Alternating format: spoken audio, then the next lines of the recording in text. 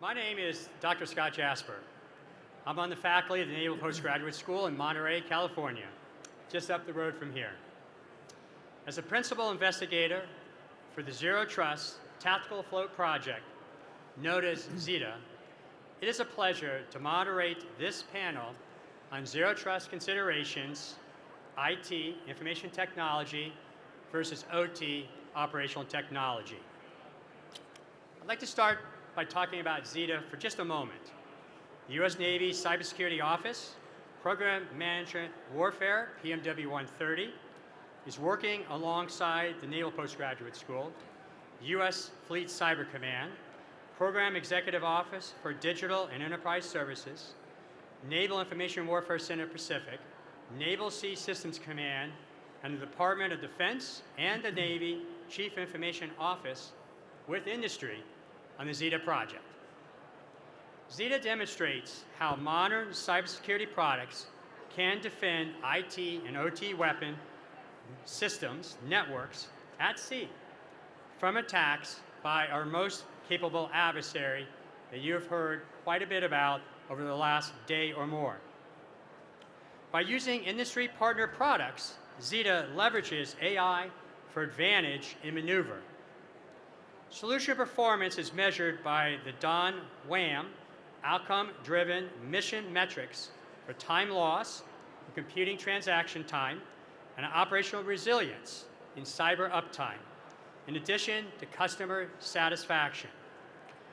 ZETA encompasses the range of zero trust principles, starting with presumed breach. We believe our adversary might or could be on our networks. Experimentation in Trident Warrior last summer has already achieved 75 zero trust activities. The ZETA solution embraces the sense of urgency that has been expressed repeatedly by senior leadership in this conference. It can meet the Project 33 targets, the Ready Our platforms, and fight from the mock for high-end conflict by 2027. Yet, implementing zero trust in tactical environments, as I have found out, working with all those stakeholders that I have mentioned, has many challenges. Such as, for example, how do you determine the optimal transport path for data? How do you operate in DDIL conditions that shift? How do you minimize bandwidth consumption across that transport path? So this panel will address some of these challenges.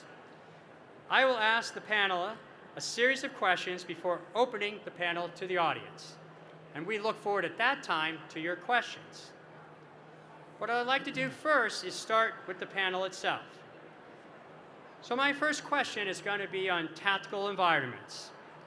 As I talk about forward deployed and mission critical operations, where we need mobility, we need adaptability, and we need what we have heard the term to be able to maneuver, outmaneuver the adversary in the information environment.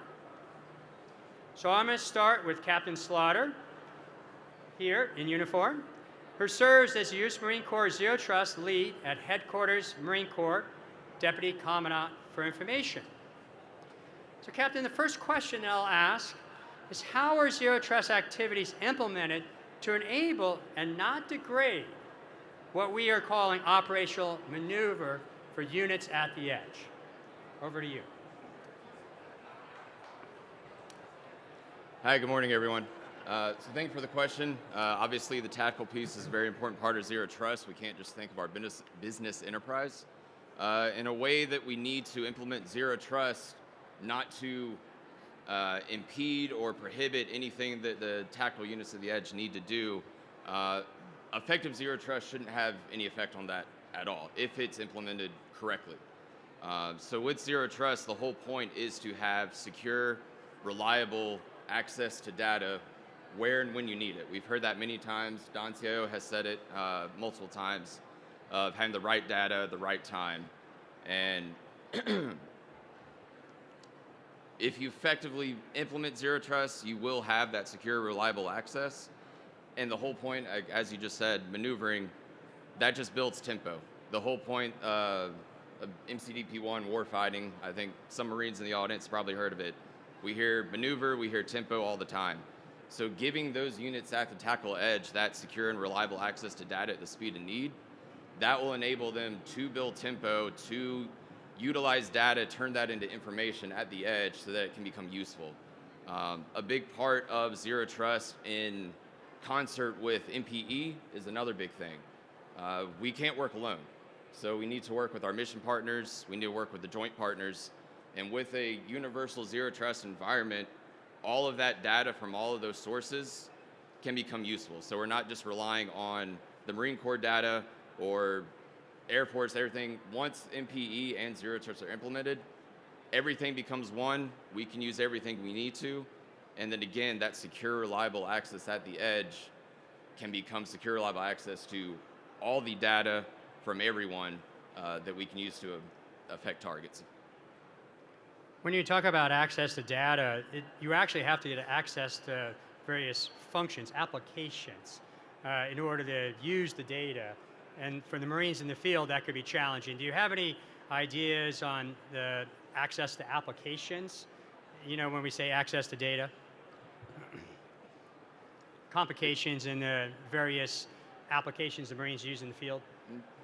I mean, having access to applications shouldn't really be much different as far as Zero Trust is implemented to access the data. We approach it as, I think some people heard the acronym DAS, or DAS, however you want to pronounce it, data applications, assets and services. So taking that approach of treating everything as just critical data, where it's a single file or access to an application, having the right controls based off identity, all the Zero Trust principles, ABAC, RBAC, there really shouldn't be much difference between accessing a piece of data and the application you use to get that data. Okay, very good. All right, so when we're thinking about those Marines operating forward, you know, they're going to work in DDIL conditions. So I use that term DDIL, and let me describe that again for those of you that might not be familiar. That's disrupted, denied, intermittent, and limited network environments. Okay, and that's across our comms paths, right? So when we're thinking about operating those DDIL environments, you know, Mr. Dave Volker here, he serves as the Department of Navy CIO's lead on Zero Trust architecture. And in communicating with Dave, I got a question for him, and that would be, how can we test continuous security and access controls in advance of deploying to these sort of DDIL environments for units in the field, ships at sea? So Dave, over to you if you can address that. Yeah, thanks for the question.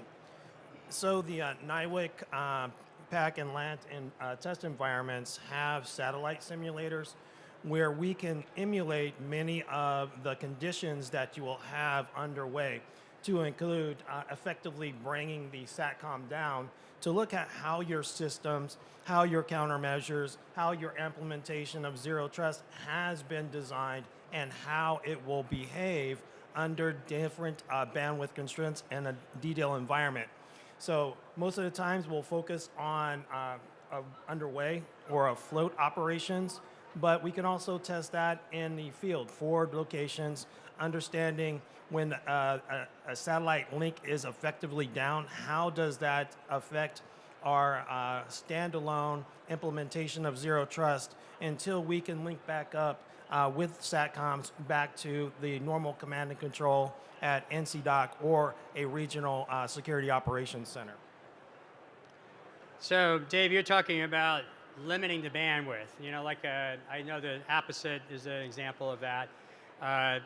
So you're going to constrain the bandwidth and see if the solution starts to break, is what I'm hearing in the lab?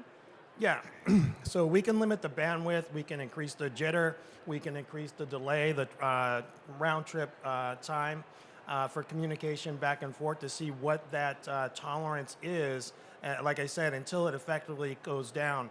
We can also get the actual measurements for each one of those functions and then create route maps within our WAN side connectivity to ensure that we're guaranteeing the amount of bandwidth when the link is effectively up that we get that for those services as a high priority.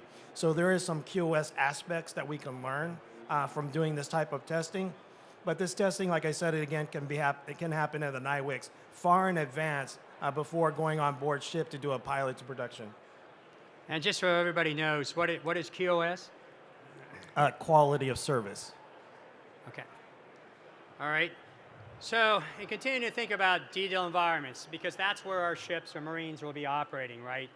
So we'll have another question, though, and this question is going to be for Mr. Drew York, down at the very end, who serves as the lead systems engineer for cyber at NIWIC Atlantic.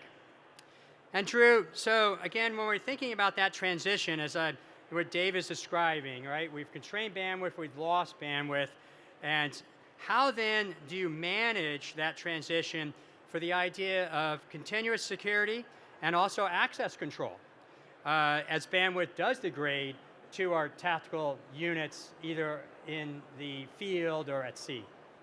So appreciate that, Dr. Jasper.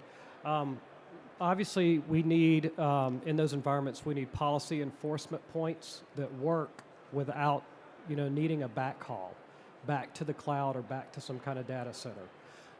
In my work, I've had the privilege of being able to work on some of the department's first zero trust readiness assessments, and I learned a lot of things. There were a lot of things that were very good, but there were a lot of things that were very cloud native and very cloud centric. And I wonder, how does that stuff work when things become disconnected? And so I'm interested in technologies, and I want all of you thinking about that here. How can we enforce our security policies in environments where we can't get to them from the cloud? We can't get to them from some of those policy decision points. I know I'm kind of getting into some of the zero trust lingo here, but we want to make sure we can enforce those policies even if we can't reach out and touch that affected system or really that affected data. It's about the data, as Captain Slaughter said, for whatever reason. Okay, Drew, so enjoyed the idea of looking at zero trust itself, looking at the publications from NIST, starting to think about PEPs and PDPs. So you're talking about cloud solutions, though. I mean, again, that does require the connectivity. So if we lose the cloud and we have to go to some sort of a local authorization and domain controllers, do you see that we've lost zero trust as a concept at that point? Not at all. So zero trust, like you said, it's a concept and it's a design paradigm. It's how do we protect the data in its environment wherever it is, and the first thing is to know what that data is. So when you're disconnected from the cloud, you also don't have all of that data exposed that's in the cloud. And so maybe what you have to defend at that disconnected environment is very different from what would be exposed when you have normal, good, reliable connectivity. And our policies need to reflect that. Our policies need to be able to reflect those changes in conditions and environments.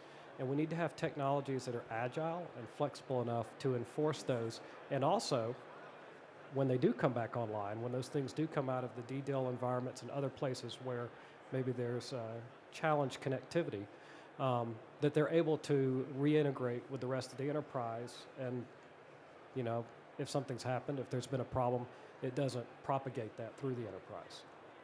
Right. So you're talking policies in DDIL in addition to policies like granular policies for authentication, right? Right. That's right. Okay. We had a comment here. Go ahead, Dave. Turn your mic.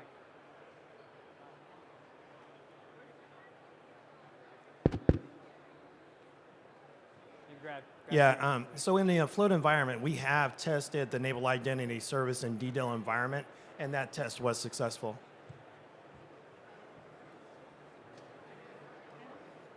Okay, well, thanks for that amplification. And NIS obviously was heralded as a success story on day one of the conference, right? Yep. And if I'm not mistaken, the NIWIC Atlantic team even received an award on that. So very, very good, well done to them. All right. So we've been talking about securing systems, but the panel is really about the notion of weapons and weapon systems, and this is where we'll start to talk a little bit more about the bridge between IT and OT in that regard. So in thinking about securing weapon systems, supporting infrastructure against these emerging threats, and when we say emerging threats, we are talking about our most capable adversary and the tactics that they are going to employ. And we've seen quite a bit of evidence of that in recent campaigns, such as Volt Typhoon and so forth. So we know these adversaries are going to use tactics that are going to be difficult to detect. So we have to be prepared for this on our platforms. So weapon systems, for this question, we'll go over to Ms. Rachel Bondi, sitting next to me, who I've worked very diligently with on Zeta. She is the Technical Director of the Cybersecurity Program Office at PEO C4I. And the question for her is, how can Zero Trust pilots on weapon systems enable production of an architecture that is reliable and sustainable? Ms. Bondi. Hello, everyone. So the first thing I want to say is, I came in from industry, so it's interesting to learn about the weapons systems. I love this job. I love these guys. I love the team I've been working with. And 8 weeks after I was hired, our small pizza teams were able to deliver the first pilot that we did with the Joint Forces for a Navy BDP on the cloud. So for very little money, very small teams, we delivered that. I'm going to stay distro A here, and I'm going to make some points because I think I only have one question. Yep. I know he's limiting me, or I'll keep talking. Exactly. Yep. First of all, in my mind, there's ingest, process, and take requests for the data. And the focus has been on transport and network access. In Zero Trust, it changes to identity access. And so that's super oversimplified what the shift is. We got a lot of people who are focused on network access and transport, and in the Zero Trust realm, most of the things that I've been doing with this team are software-based, network-independent, and hardware-independent solutions. And that's it's a big change. It doesn't mean that network security goes away. It just means that focusing on data centricity gets increased, and the talent base and the bench that works on this has to understand how identity, applications, and data work. When you're talking about the weapons systems versus the enterprise systems, you're actually talking about it as a military area for cyber deterrence. And cyber deterrence failure through denial or the retaliation aspects means mission assurance failure. That's why it's so critical that we address this underneath the mission sets that the principal cyber advisor put forth of secure, survive, and strike. In the case of defense, there's secure, survive, and comply. We've been focused on the compliance mission. The survivability mission is the weapons systems. And so while PEO Digital is rolling out systems for enterprise, C4I has to focus on this mission assurance in the weapons systems. That is where Dr. Jasper and I began working together to address the data fabric. Because again, understanding the cyber survivability means being able to have decision support on that data and have the data protected up through the applications driven by the identity solutions. And in conjunction with the network security as well, but not that focus. So in industry, those missions are a CIO is doing the security, a CTO would be doing a survivability mission, and a CISO would be doing the compliance mission. Here, we don't have that cyber stewardship of a portfolio. So as vendors, it's difficult to navigate. But those solutions are slightly different for weapons systems because of the survivability constraints. So what we've done is address both IT and OT as if they are data ingestion sources into a data fabric to be queryable across multiple clouds.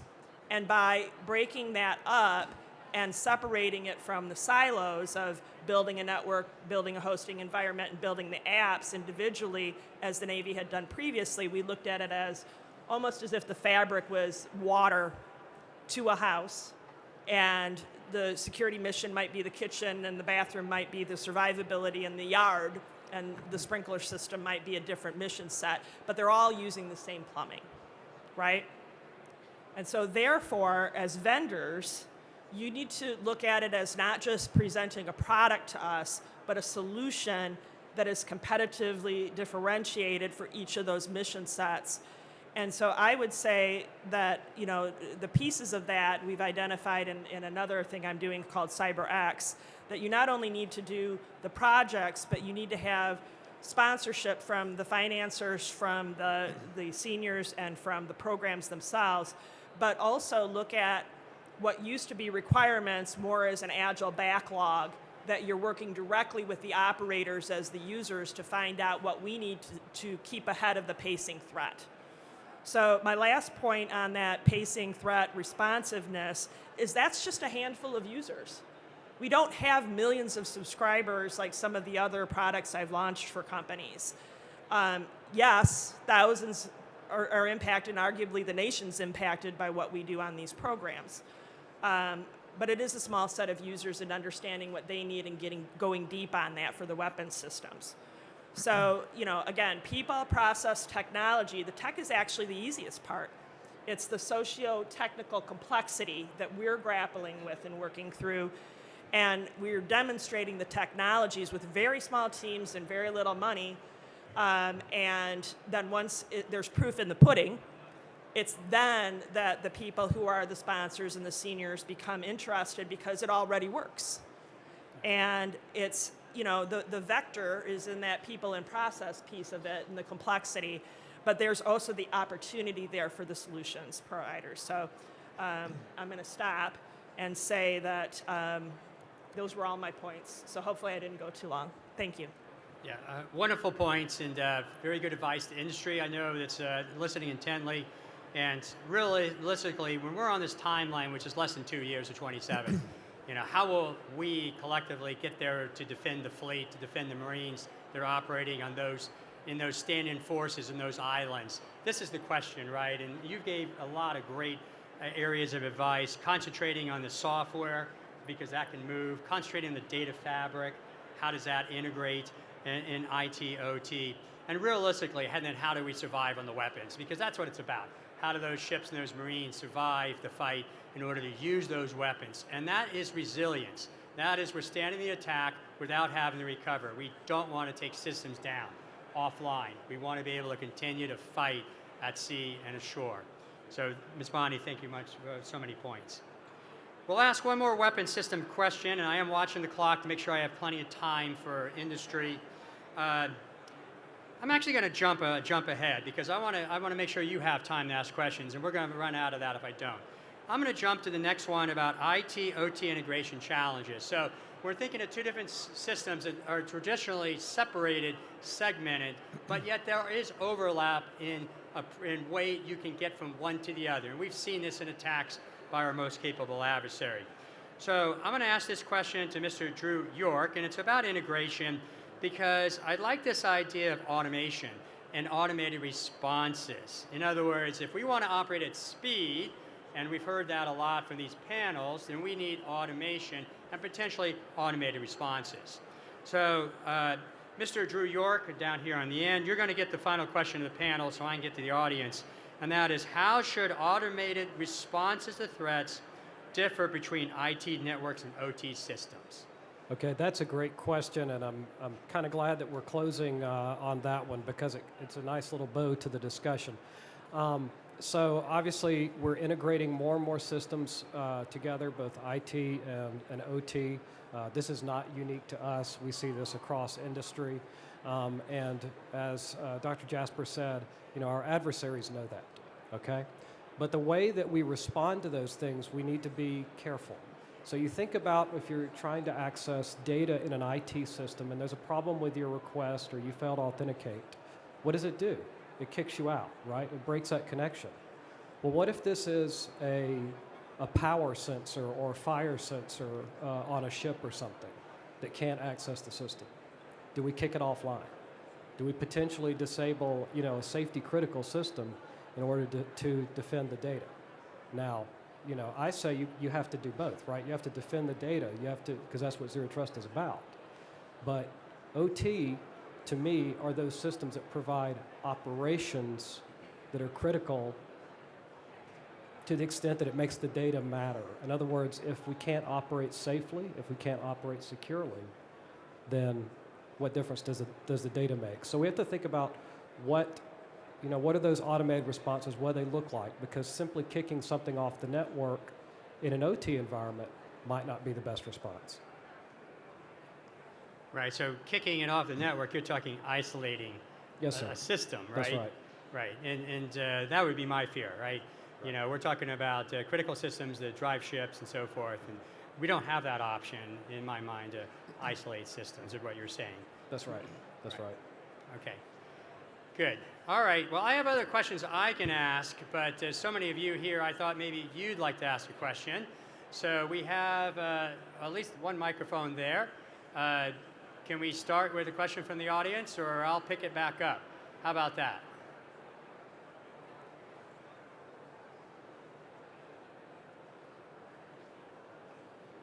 Nothing from the audience? Somebody There's over 100 of you must sitting have here. a question. You must have a question. Please, sir. You shamed me out of my shit. That's it. Thank you. Hey, how does cross-domain solutions fit? And I understand there's a software component, but you can employ policy adjustments within software, within the cross-domain, and does that fit within a disconnected environment? Okay, I'm not sure if your mic was working, so it's how does cross-domain solutions fit, including considering policy? That's a great question as you think about unclassified secret networks and other systems. Great question. So for me, a cross-domain solution is going to provide a lot of data points back into our SIEM tool to be able to determine the types of data that are trying to traverse that cross-domain solution. And as those filters take their action on the different data that's going across, getting the data points and understanding where that data is coming from to determine which data sources had data in it or different things hidden within the data that needed to be removed or even blocked before moving up to the next classification or being moved down to a lower classification.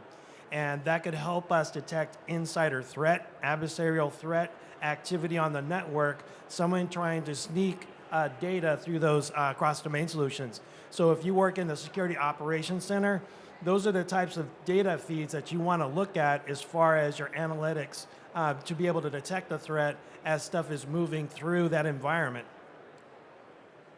Okay.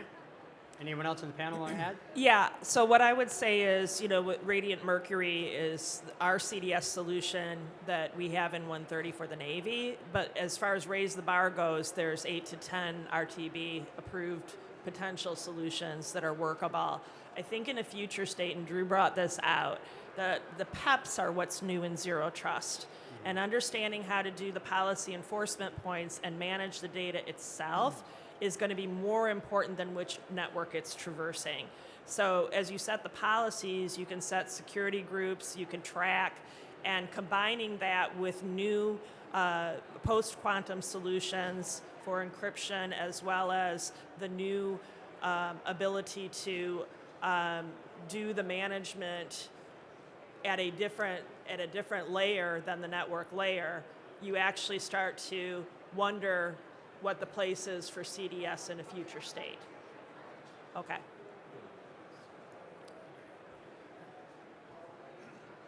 Hey all, Dr. Jasper, you started off by talking about the assuming adversary compromise, assuming breach. Where do you all think adversary engagement stands here for both IT or OT networks?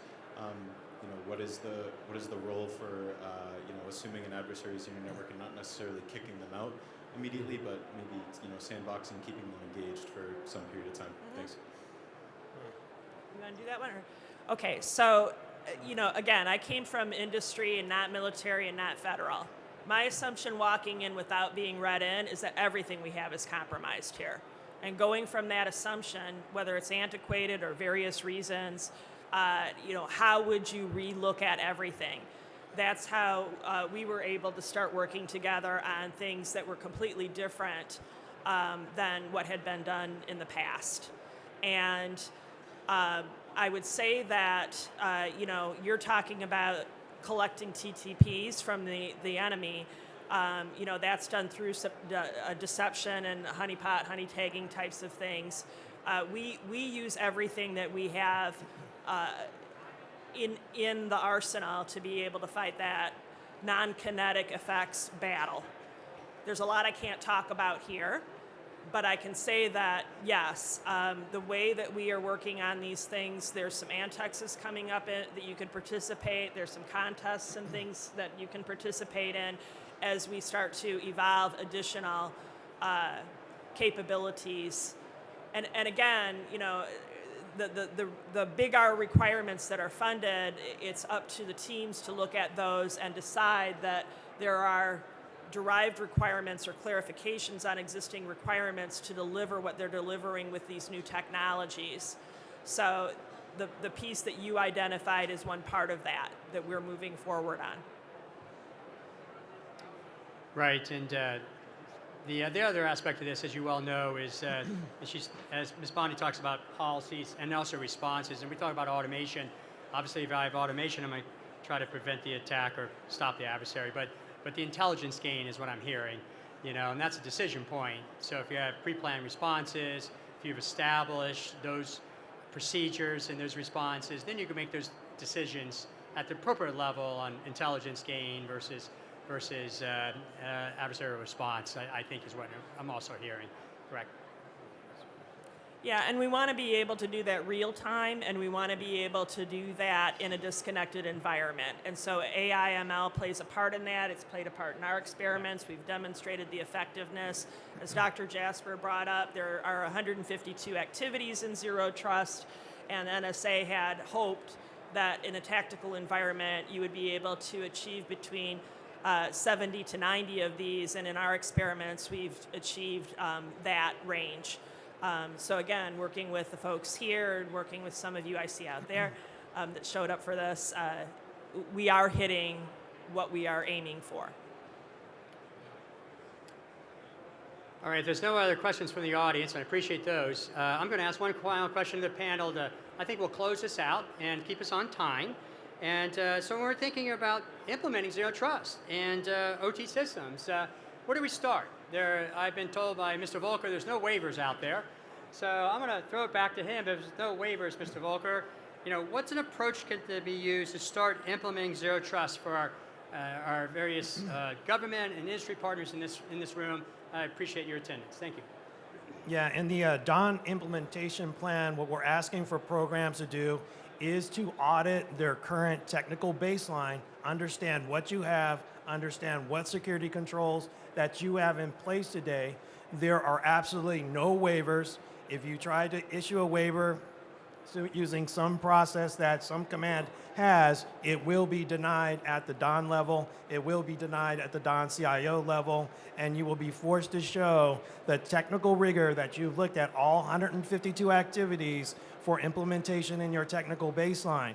Once you've done that audit, you want to take each one and tightly integrate it into the functions of your technical baseline. You can do this using a digital engineering approach. You can use a tabletop cybersecurity risk assessment to look at factors, MITRE attack, look at factors that we know in the past that adversaries have employed and have been effective against your baseline to help you make better design decisions far to the left of the system engineering V as you're doing that design work. Then as you go forward, you want to plan out a sequence of reconfiguration that best suits the mission in which your capability supports. Then you want to go out and do an autonomous pen test to really understand what the security posture of your as-is technical baseline is. Do the reconfiguration on your technical baseline and then pen test it again to really show the value of what you've done as far as doing the reconfiguration.